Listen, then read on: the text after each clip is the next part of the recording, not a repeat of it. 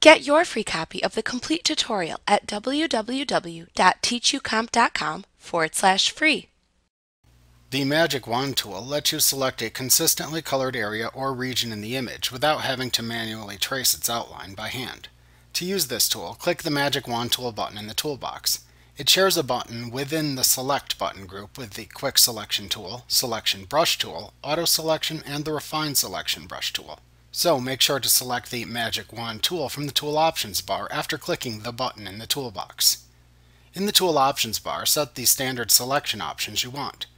This tool has some additional options that are unique to this tool. The first setting is the Tolerance setting. You can enter any value from 0 to 255 using the sliders or the adjacent text box.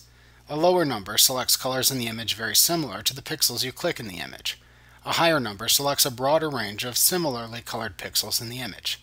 To define the selection you make as having smoother curves versus a jagged edge, check the Anti-Aliasing checkbox. You can also select the Contiguous checkbox to select only pixels in the tolerance range specified that are touching the pixels you click.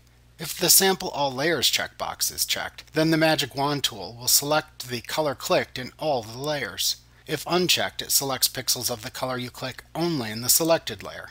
After selecting the settings you want, hold the Magic Wand tool over the color to select in the image and click it. All pixels within the tolerance range specified will be selected.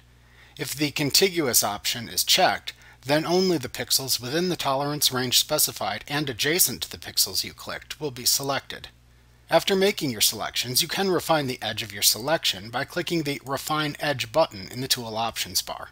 The Refine Edge dialog box will be discussed in a later lesson within this chapter. Like what you see? Pick up your free copy of the complete tutorial at www.teachucomp.com/free.